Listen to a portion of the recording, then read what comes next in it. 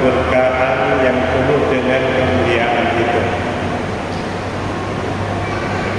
Pada malam yang lalu kita telah mengawali dari definisi akidah, baik menurut Al-Quran, demikian pula menurut istilah, menurut bahasa, yaitu bahasa Al-Quran, dan menurut definisi ulama.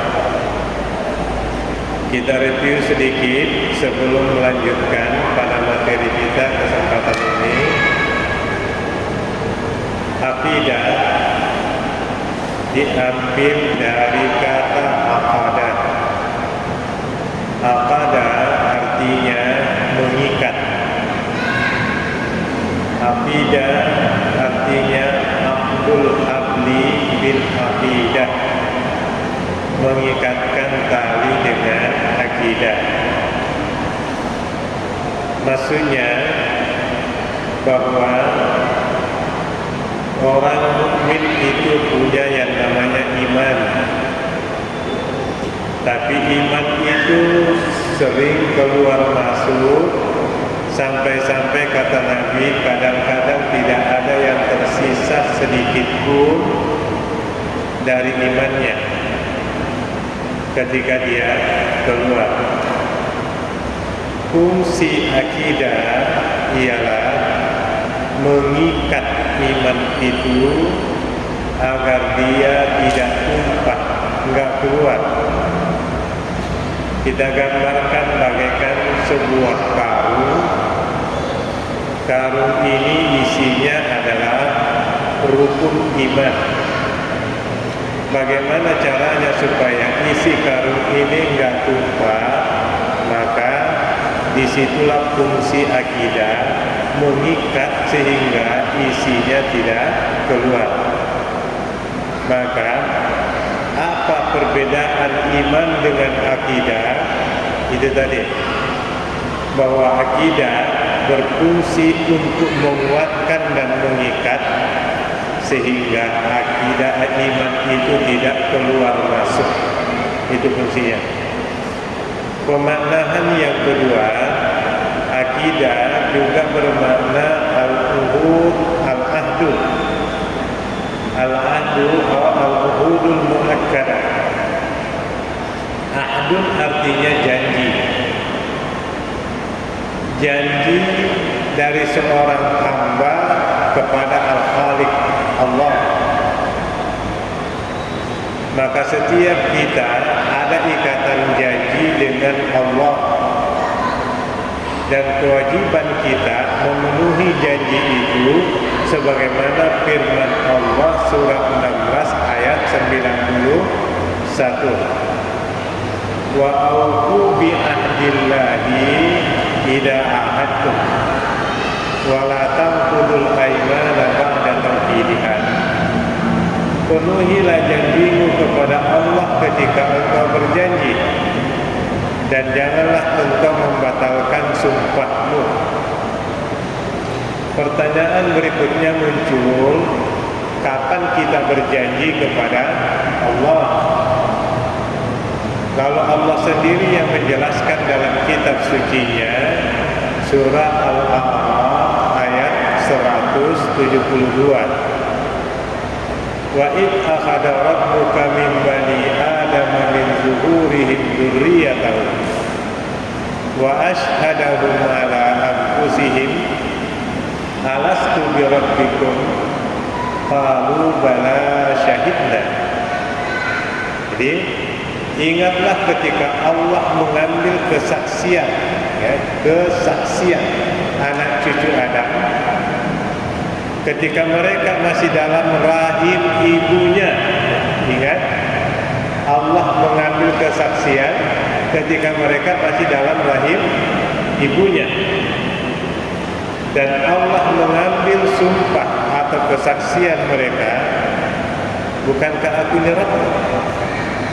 Lalu kita semua menjawab, syahidna, ya, kami bersaksi engkau Allah kami. Kata syahidah menurut Allah juga, Allah sendiri yang menjelaskan. Kata syahidah di dalam Al-Quran mengandung banyak makna. Syahidah bisa berarti bersaksi. Syahidah bisa berarti bersumpah. Syahidah bisa berarti berikrar. Syahidna, kami bersaksi. Itu berarti syahidah salah satu maknanya kami bersaksi. Surah An-Nur surah 24 ayat 6. Fasyahadatu ahadihim arba'u syahadatin billah. Kesaksian masing-masing seorang dari mereka 4 kali bersumpah dengan nama Allah. Berarti syahidah artinya sumpah. Kami bersumpah kepada-Mu ya Allah. Di dalam surah Ali Imran surah 3 ayat ke-18. Syahidallahu annahu la ilaha illahu wal malaikah wa ulul ilmi qa'iman bil qist. La ilaha illallahul azizul hakim. Di sini kata syahidah bermakna ikrar. Bayangkan ya, kami bersaksi, kami bersumpah, kami berikrar. Masya Allah. Ya, itu syahidah. Itu yang kita ikrarkan ketika kita masih dalam rahim ibu kita masing-masing. Dalam sebuah hadis qudsi Allah berfirman ketika dalam surah Al-Hijr surah 15 ayat 28 dan 29, fa idza sawaituhu fa nafakhtu fihi min ruhi. Ketika aku sudah sempurnakan ciptaan manusia, aku tiupkan padanya roh ciptaanku. Jadi Allah tiupkan roh. Ya kan, ketika sudah ditiupkan roh, Allah berfirman, Man anta wa man ana. Kamu siapa? Dan saya siapa? Tanya Allah kepada janin yang ada dalam rahim ibunya. Lalu janin itu menjawab, Anta Rabbi wa ana abdu. Ya Allah, Engkau Rabb dan aku adalah hamba-Mu ya Allah. Lalu Allah membalas, hamba ini berhak lahir di muka bumi karena mengakui keesaan Allah. Maka lahirlah janin itu, bayi itu dengan selamat. Berarti kita semua sudah ada ikatan janji dengan Allah ya. Makanya Allah selamatkan kita untuk lahir di muka bumi. Sebaliknya, janin yang lain ditanya oleh Allah, Man anta wa man ana. Kamu siapa? Dan saya siapa, kata Allah. Lalu janin itu menjawab, Anta wa ana. Kamu ya kamu, saya. Artinya apa? Tidak mengakui keesaan Allah. Tidak syahidna. Tadi syahidna apa?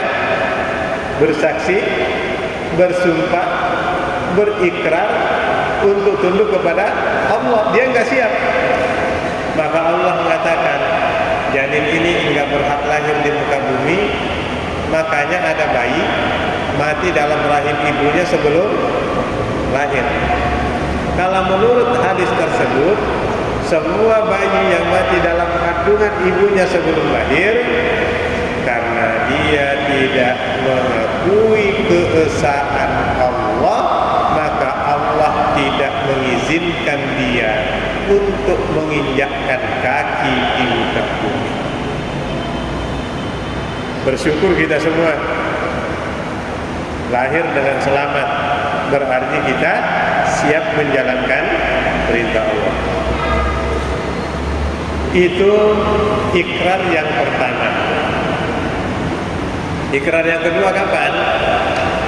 Ketika kita bersyahadat. Bersyahadat kapan? Setiap bersyahadat. Secara khusus di dalam salat. Kita semua ini dalam salat kan bersyahadat.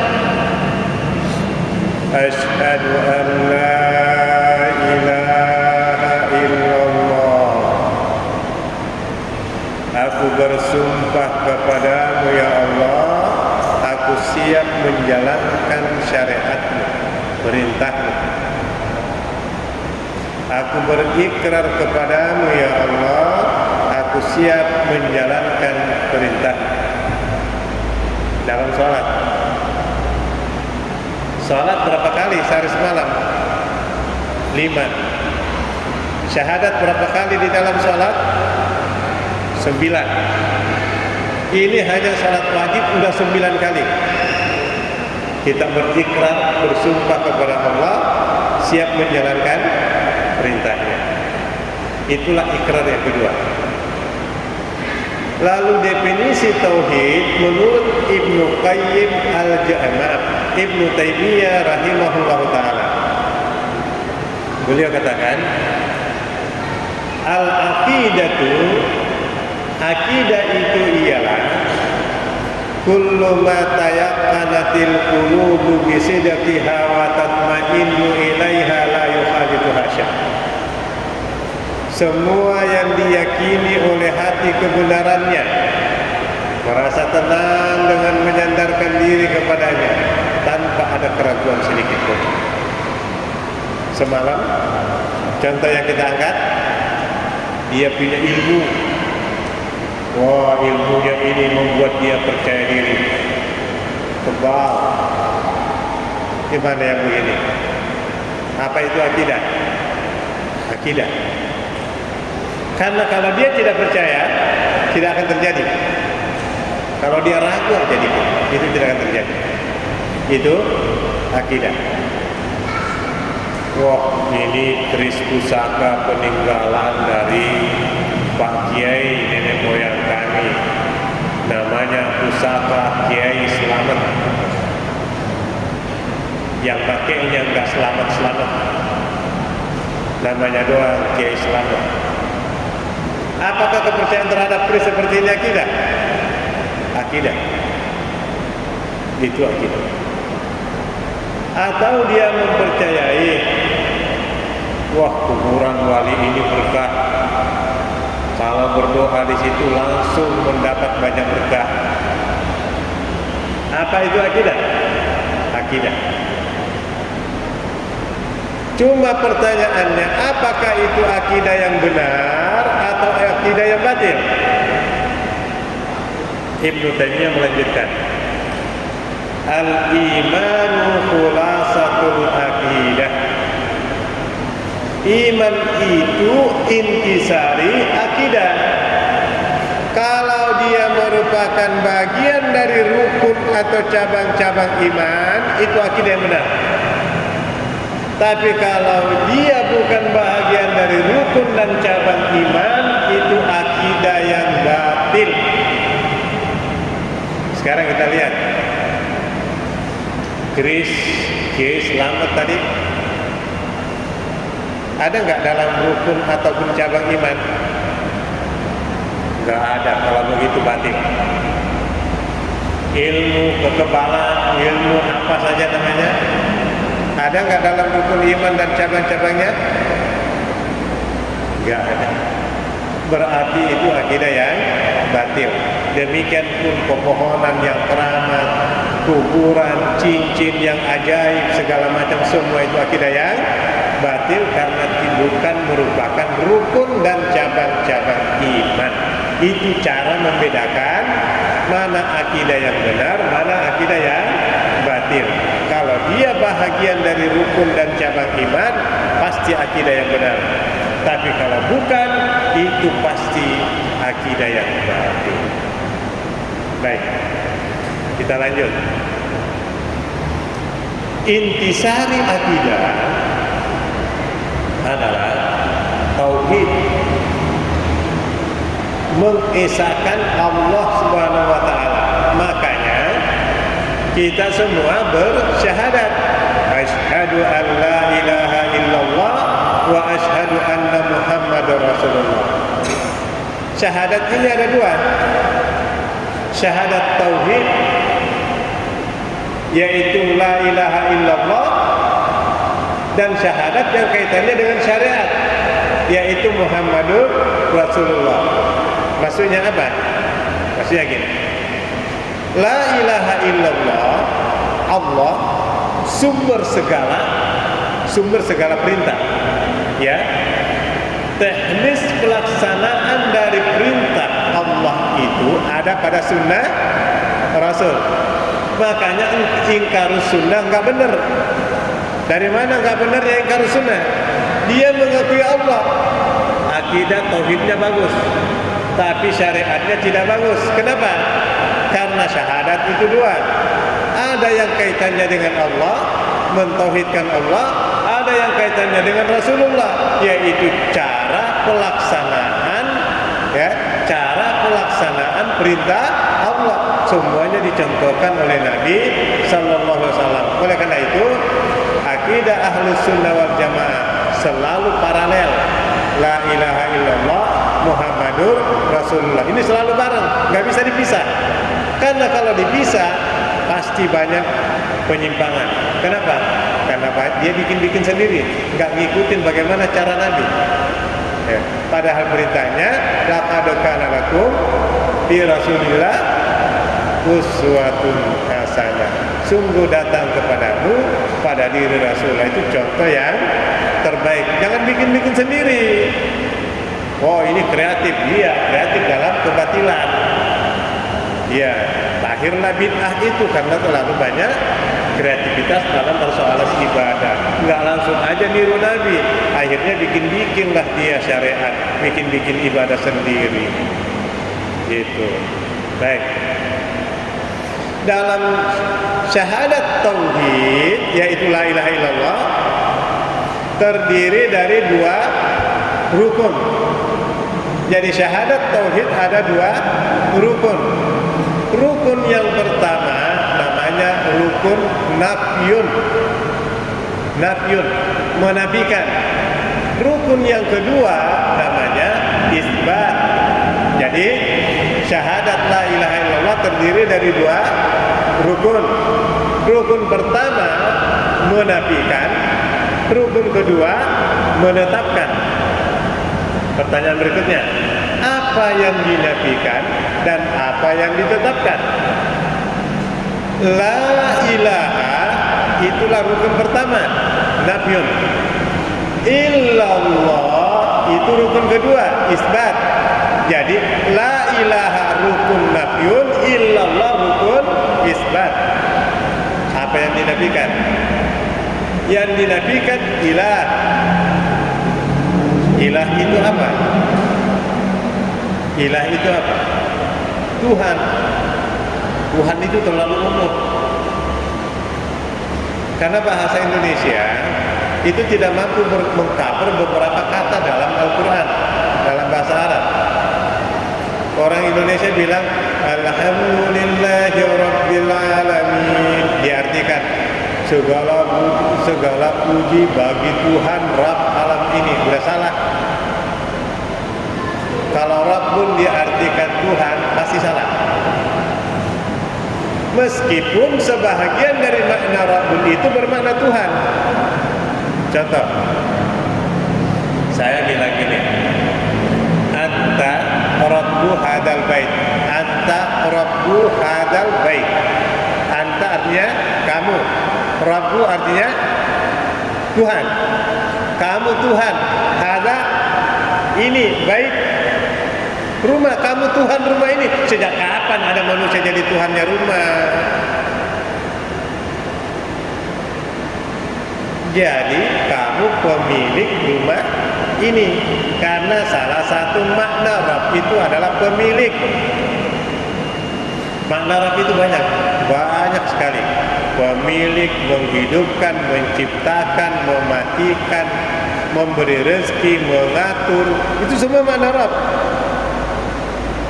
Itu saking luasnya makna Rabb itu. Baik, kita kembali kepada tauhid la ilaha illallah. La ilah tadi rukun pertama, nafyun. Apa yang dinafikan? Ilah. Ilah itu apa?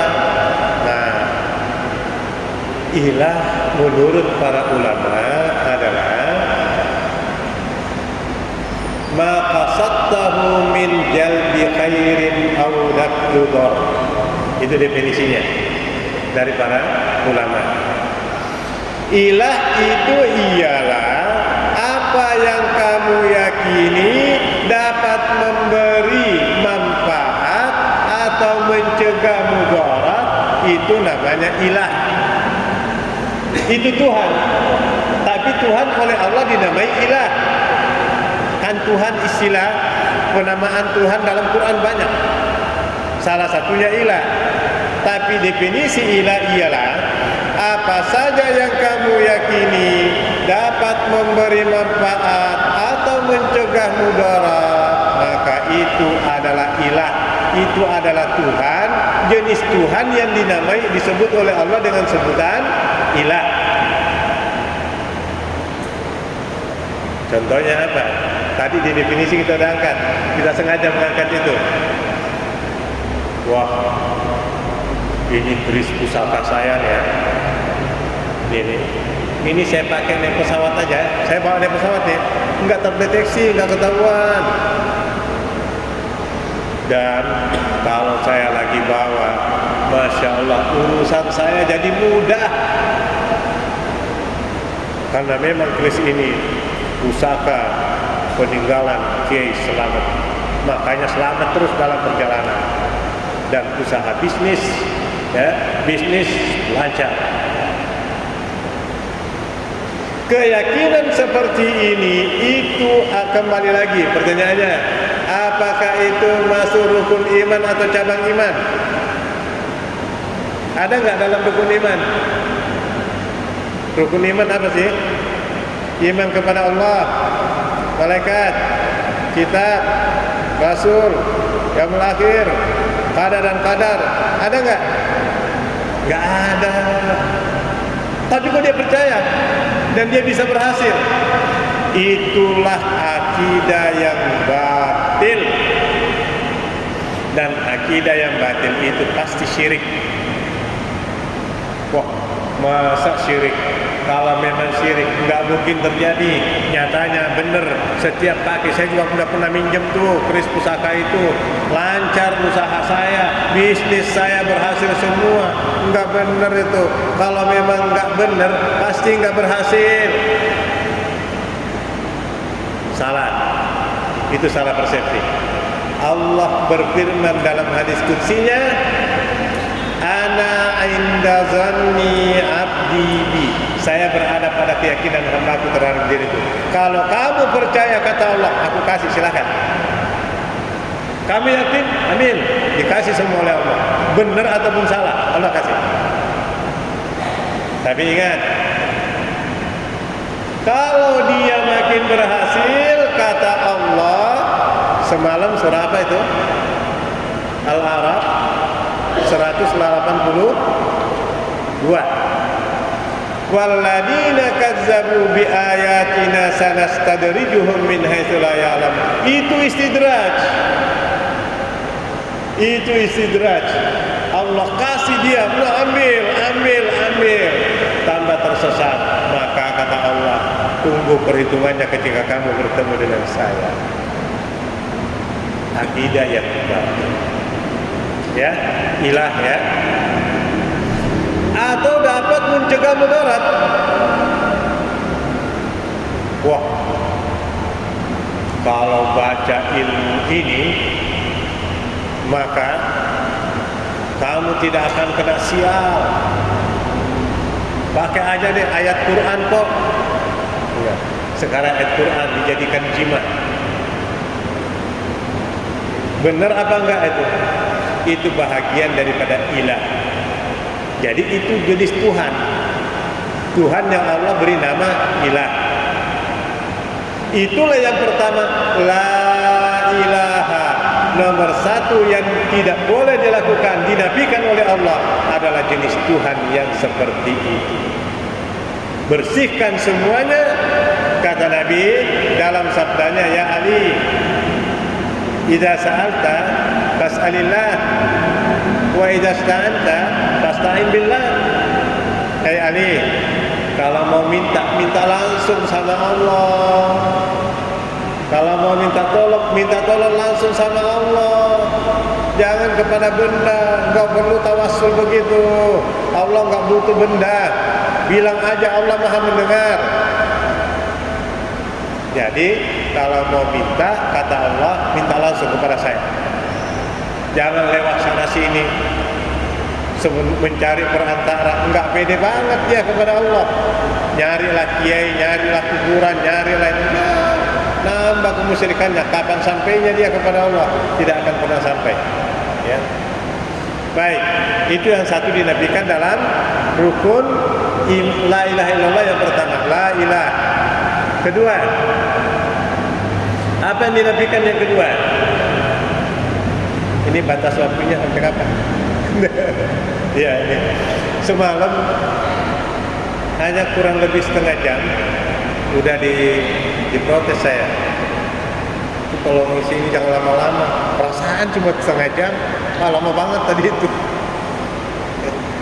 Ditegur saya di luar. Lama banget tadi. Perasaan setengah jam. Ya. Baik, saya lanjut ke yang kedua. Yang dinafikan yang kedua dalam la ilaha yaitu al-arbab. Surat Al-Baqarah ayat 100. Tadi Pak Ustaz baca dalam salatnya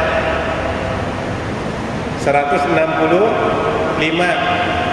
Wa minan nasi may yattakhidhu min dunillahi andada yuhibbunahum maaf itu andat. Arbab surah At-Taubah ayat 31. Mohon maaf, kebalik.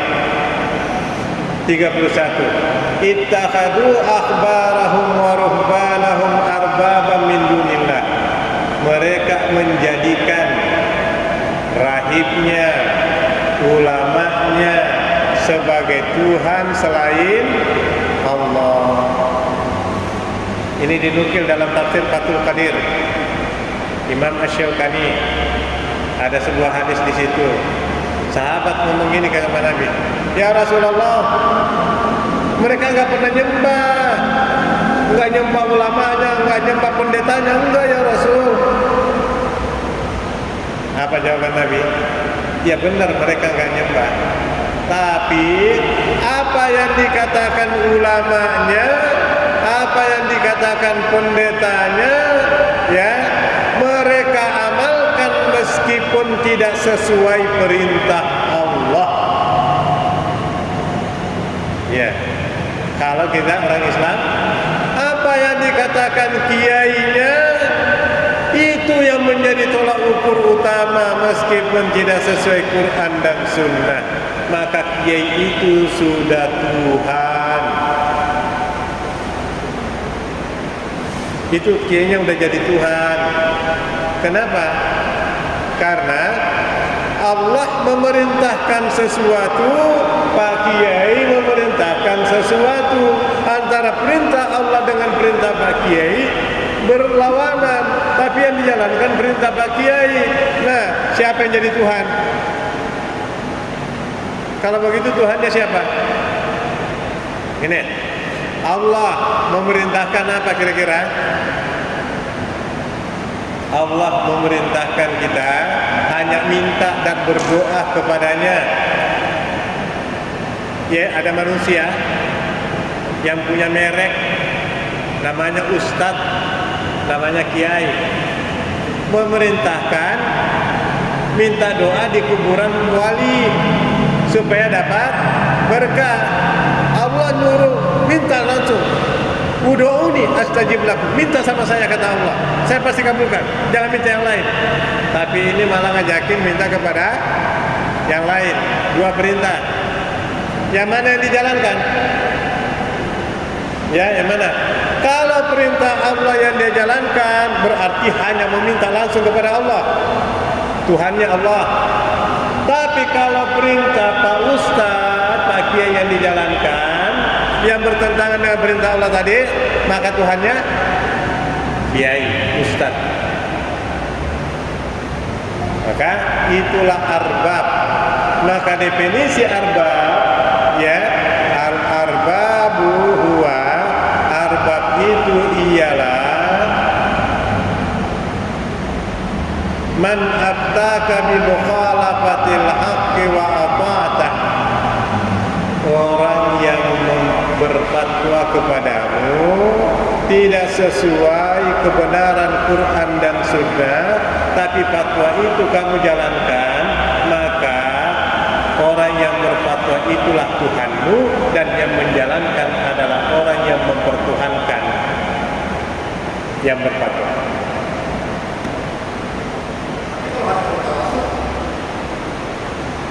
Ya, itu jadinya. Ada pertanyaan, mungkin kaitannya dengan tawasul. Itu satu tema tersendiri. Tawasul dalam Islam. Nah, saya nggak tahu pertanyaan Bapak. Coba saya mendengar kata tawasul. Nggak apa-apa. Tawasul itu apa? Mengangkat perantara antara dirinya dengan Allah. Ya, kenapa tadi? Dia nggak pede minta langsung kepada Allah, maka dia mencari perantara. Siapa? Katanya wali. Baik, kita lihat hadis Nabi kepada Ali bin Abi Thalib. Ya Ali, idza sa'alta fas'alillah, wa idza sta'anta fasta'in billah. Kata Nabi, hai Ali, kalau kamu mau minta langsung sama Allah. Kalau kamu minta tolong langsung sama Allah. Itu perintah Nabi. Jangan kepada selain Allah. Itu perintahnya, syariatnya seperti itu.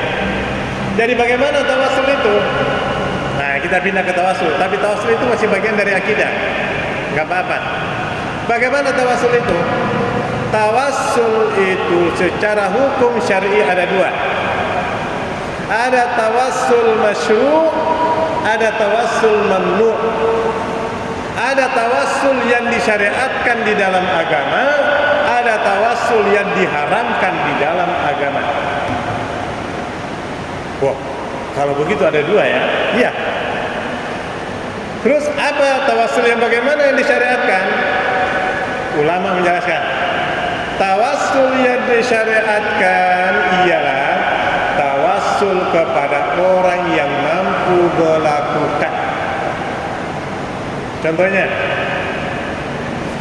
saya mau berangkat umrah, umpama saya datang kepada Pak Ustaz, tolong doakan saya supaya selamat dalam perjalanan umrah ini, sehingga saya bisa pulang lagi berkumpul dengan keluarga. Boleh nggak? Boleh. Itu adalah tawassul masyru'. Minta tolong kepada yang mampu. Sekarang, tawassul mamnu kayak bagaimana? Saya minta tolong kepada Mbah Priuk, yang entah kedudukannya di sisi Allah kayak gimana. Ya, entah kedudukannya kayak gimana. Saya datang ke kuburan Mbah Priuk, lalu kemudian minta tolong, tolong. Itu haram. Kenapa haram? Dia aja nggak mampu ngurus dirinya, ngapain Anda bebani dia? Jadi tawassul yang tidak boleh minta tolong kepada yang tidak mungkin dia untuk melakukannya. Wah, dia itu wali. Baru kata orang wali itu pun juga orang awam yang bilang itu wali. Mari kita lihat. Di padang mahsyar, seluruh manusia itu lari terbirit-birit. Kata siapa? Al-Quran, Abasa ayat 34 dan seterusnya.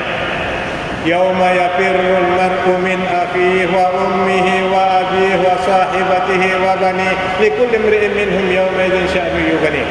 Jadi orang lari ke sana kemari, Pak. Terombang-ambing enggak jelas. Saking takutnya kepada Allah. Lalu kemudian seluruh manusia menghadap Adam alaihissalam. wahai Adam, anta abul bashar, engkau adalah bapa seluruh manusia. Tolong sudi kiranya engkau memohonkan syafaat kepada Allah supaya kami ini diampuni oleh Allah. Apa kata Nabi Adam? Oh enggak, saya enggak berani.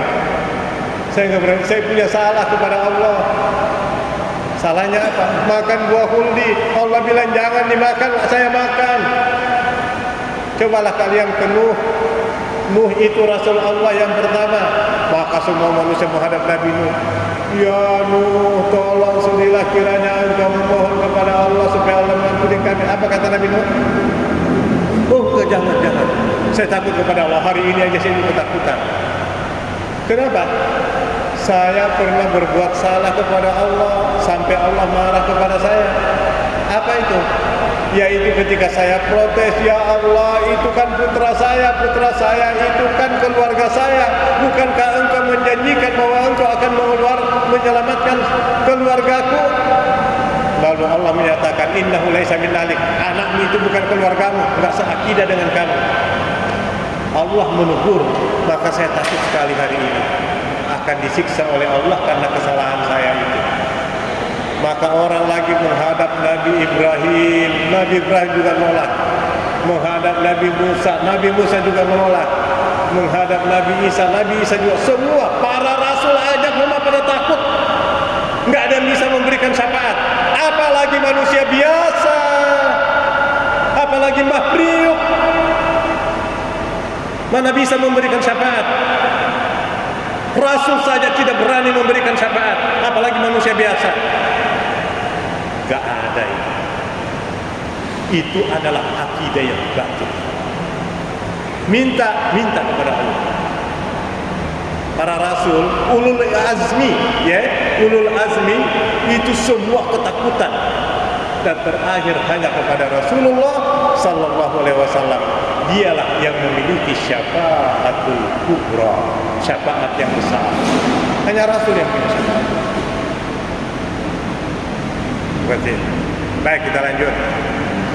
Tadi agak keluar, tapi nggak apa-apa karena masih kaitannya dengan akidah. Jadi yang kedua tadi al-arbab, al-arbab. Di dalam surat 33 ayat 67 dan 68. Di hari kemudian, orang yang seperti tadi itu mengandalkan apa-apa menurut guru, menurut ustaz, tidak ada acuan dalam Quran dan Sunnah tadi. Di hadapan Allah dia bilang gini, Rabbana inna ata'na sadatana wa kubara'ana fa'adalluna sabil Rabbana atihim di'afaini minal adab wal anhum la'nan kabira. Dia nangis, dia mengemis-ngemis di hadapan Allah. Ya Allah, di dunia ini saya cuma ngikut sama pemimpin dan pembesar, ulama-ulama saya itu. Ternyata mereka salah jalan, ya Allah, maka kami pun salah jalan juga. Ya Allah, berikanlah kepada ulama saya itu azab 2 kali lipat dari yang aku terima, dan kutuk mereka ya Allah dengan kutukan yang besar. Ayat 68 surat 33. Apa jawaban Allah? Surah Al-A'raf ayat 38 sampai seterusnya.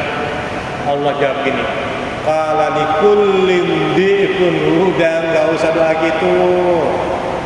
Udah pasti dia dapat berlipat ganda azab ini. Tapi kamu juga sama, kata Allah, akan mendapatkan azab yang berlipat ganda. Karena kamu sama jalannya. Wa na'udzubillah. Itu yang kedua yang dinafikan. Gimana? Lanjut. Tentang aja. Udah. Kalau yang begini, terus terang aja, ini hobi saya. Ya, makanya mohon maaf kepada Allah, mohon ampun kepada Allah, bukan sombong. Emang hobi, makanya sampai hafal semua ininya, sampai definisinya, sampai letaknya, sampai ininya. Jadi bukan menyombongkan diri, emang karena hobinya. dua yang paling saya suka menyampaikan, sirah nabawiyah ataupun akidah. Jadi orang bilang kalau sirah kok sampai tahu rumitnya. Saya udah baca sirah itu Pak, tapi kayaknya nggak kayak begitu amat gitu. Saya bilang kalau sirah saya kadang-kadang ngambil dari tafsir, ngambil dari ini ya, campur-campur. Ya seperti itu. Baik, kita lanjut. Yang ketiga, ini kan ada 6. Udahlah 3 aja lah dulu kesempatan ini. Tapi besok lain lagi temanya, nggak apa-apa lah. Besok yang membatalkan iman, membatalkan akidah, kita akan masuk ke situ, tapi nggak apa-apa. Kita ambil 3 aja. Yang ketiga yang dinafikan dalam rukun yang pertama. Jadi ingat, rukun yang pertama ada 6 yang dinafikan ya. Rukun yang kedua ada 4 yang ditetapkan. Kita hanya sempat belajar la ilaha 50% dari makna la ilaha illallah. Belum illallahnya, baru la ilaha. Yang ketiga adalah Al-Andad, surah 2 ayat 165. Surah 2 ayat 22. Ada 2 ayat di surah Al-Baqarah. Kata andad dalam surah Al-Baqarah ada 2. Wa minan nasi may yattakhidhu min dunillahi andada. Dan di antara manusia ada yang mengangkat Tuhan-Tuhan selain Allah sebagai tandingan. Yuhibbunahum qawbillah, mereka cinta kepadanya sebagaimana mereka cinta kepada Allah. Walladzina amanu asyaddu hubban lillah. Orang beriman pasti dia lebih cinta kepada Allah. Baik, andad itu apa? Definisinya, andad itu ialah ma jadzabaka an dinil Islam min ahlin aw malin aw amalin aw maskanin fahuwa niddun. Apa saja yang menghalangi dirimu menjalankan syariat Allah atau agama Allah dalam bentuk keluarga, pekerjaan, tempat tinggal, harta, semua itu adalah Tuhan. Ya, contoh. Ini ada satu perusahaan, ada personalia. Setiap perusahaan pasti ada personalia. Kepala personalnya menetapkan satu peraturan. Karyawati di tempat ini tidak boleh pakai jilbab. Kalau mau kerja di sini, buka jilbabnya. Lalu kemudian dia ingin bekerja, mencari nafkah. Tapi yang nerima dia di tempat itu, yang mana yang dia lakukan? Dia tetap jalankan perintah Allah, atau dia mengorbankan syariat Allah demi pekerjaan itu? Kalau dia membuka jilbabnya demi pekerjaan tersebut, maka pekerjaannya menjadi Tuhan karena dia mendahulukan pekerjaan daripada perintah Allah. Allah perintahkan tutup aurat, tapi tempat pekerjaan yang memerintahkan buka aurat. 2 perintah. Perintah mana dijalankan? Sudah buka aurat, itu Tuhannya. Nutup aurat, berarti Allah Tuhannya. Itulah cara sederhana untuk memahami makna atau kata andad di dalam Al-Quran. Wal-iyadu billah. Hadirin jamaah tarawih, jamaah i'tikaf yang dimuliakan Allah Subhanahu wa taala. Itu saya pikir yang saya sampaikan pada kesempatan malam hari ini. Enggak terasa, memang agak asik sebenarnya mengkaji itu. Enggak terasa itu kalau cuma sejam 2 jam. Ini kurang lebih 1 jam. Ya, barangkali ada yang perlu diperjelas, ditanyakan, kita buka sesi tanya jawab. Kalau nggak ada, ya udah kita tutup. Silakan jika ada yang perlu ditanyakan.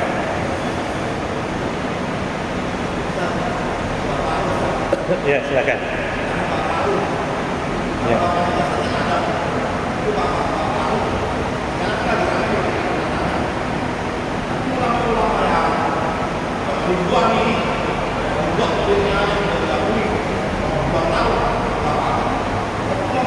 Membuat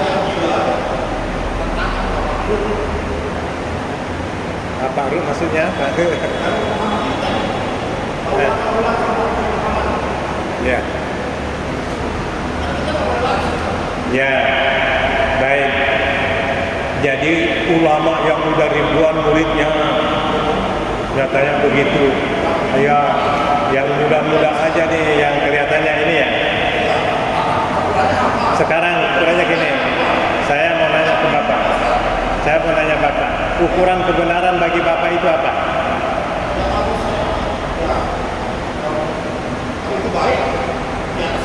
Terus ukuran kebaikan menurut Bapak itu apa?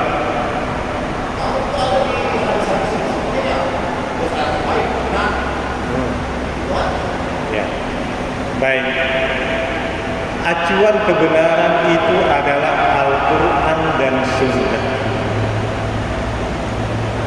Siapapun dia, kalau itu dasarnya Quran dan Sunnah, itulah kebenaran.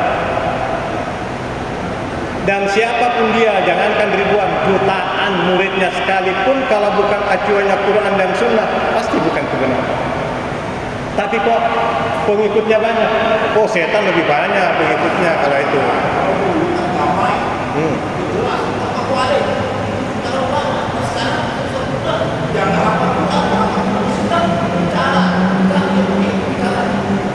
Ya, Bapak cuma ngomong doang.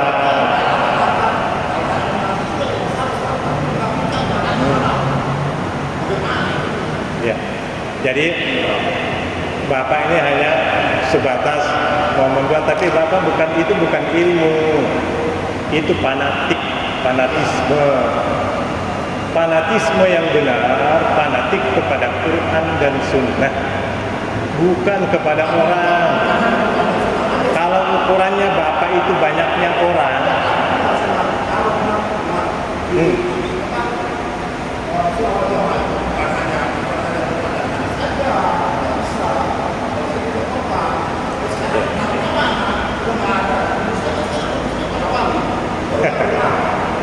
jadi dasarnya itu adalah Quran dan Sunnah, itu pasti. Selebihnya memang ada, bukan hanya. Coba saya tanya Bapak deh, selebihnya itu apa Pak?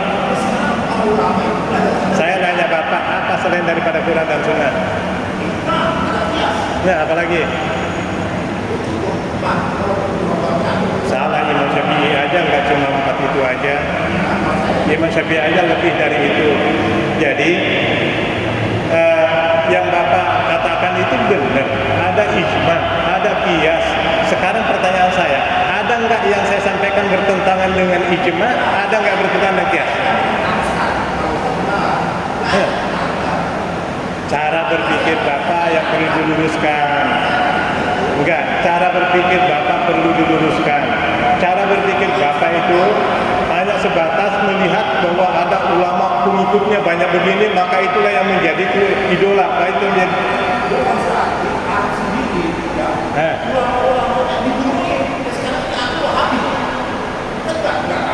Nah, ini korban. Ini pasti korban.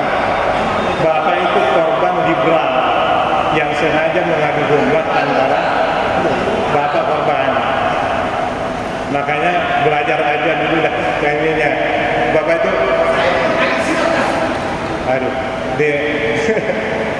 jadi belajar dulu deh. Dari mana? Sekarang saya tanya, Wahabi yang mana yang Bapak masuk? Itulah kebodohan Bapak. Mohon maaf saya kasar, karena Bapak ngotot. Wahabi yang dianggap Khawarij itu adalah Wahbiyah yang berasal dari Afrika.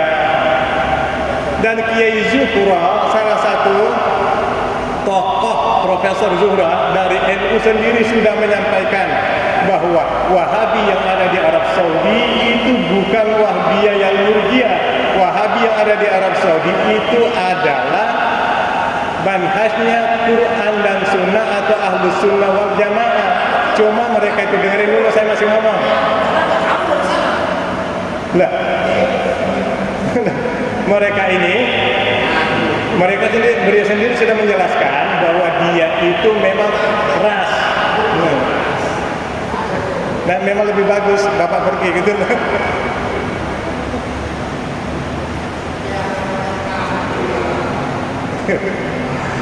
Ya udah deh, Mbah Priul nungguin tuh di sana. Mudah-mudahan. Ya, ada yang lain, silakan. Tapi nggak apa-apa, kan makin memperjelas identitas.